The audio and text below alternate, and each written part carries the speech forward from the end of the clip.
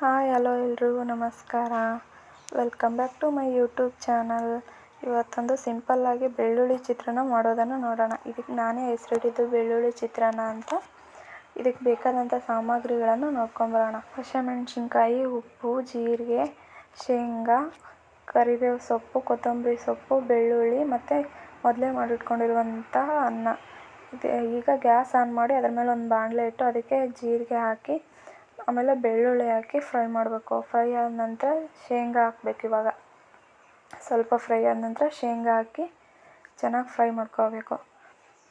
Please ನಮ್ಮ ಚಾನಲ್ನ subscribe ಮಾಡಿ, ಲೈಕ್ ಮಾಡಿ, ನಿಮ್ಮ ಫ್ರೆಂಡ್ಸ್ ಆ್ಯಂಡ್ ಫ್ಯಾಮಿಲಿಗೆ ಶೇರ್ ಮಾಡಿ, ಪಕ್ಕದಲ್ಲೇ ಇರುವ ಐ ಬಟನ್ನ ಕ್ಲಿಕ್ ಮಾಡಿ.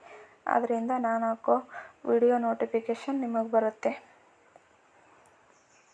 ಹೊಸ ಪ್ರತಿಭೆಗಳಿಗೆ ಪ್ರೇರೇಪಿಸಬೇಕಂತೆ ಇವಾಗ ಯೂಟ್ಯೂಬ್ ಚಾನಲ್ ಓಪನ್ ಮಾಡಿದ್ದೀನಿ. ಪ್ಲೀಸ್ ನನಗೆ ಸಪೋರ್ಟ್ ಮಾಡಿ. ಈಗ ಅದಕ್ಕೆ ಹಸಿಮೆಣಸಿನ್ಕಾಯಿ ಹಾಕಬೇಕು. ಹಾಕಿ ಫ್ರೈ ಮಾಡಬೇಕು.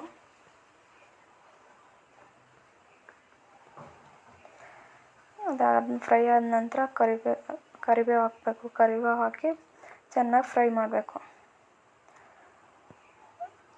ಅದು ಕರಿಬೇವೆಲ್ಲ ಚಟಪಟ ಅಂತ ಸಿಡಿತಿರುತ್ತೆ, ಹುಷಾರಾಗಿ ಹಾಕಿ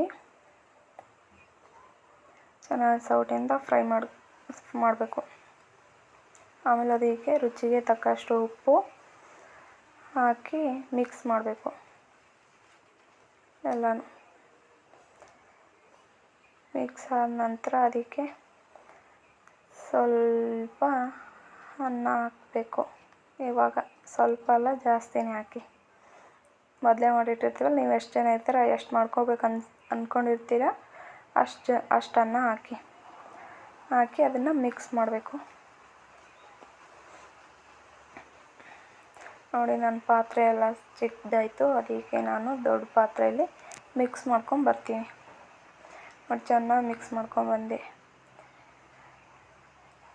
ಈಸಿ ಆ್ಯಂಡ್ ಟೇಸ್ಟಿಯಾಗಿ ಮಾಡ್ಕೊಳ್ಳುವಂತಹ ಚಿತ್ರಾನ್ನ ಇದು. ಕಡಿಮೆ ಸಮಯದಲ್ಲಿ ಶೀತ ಆದಾಗ, ಬಾಯಿ ರುಚಿ ಕೆಟ್ಟಾಗ ಇದನ್ನು ಮಾಡ್ಕೊಂಡು ತಿಂದರೆ ಸೂಪರಾಗಿರುತ್ತೆ.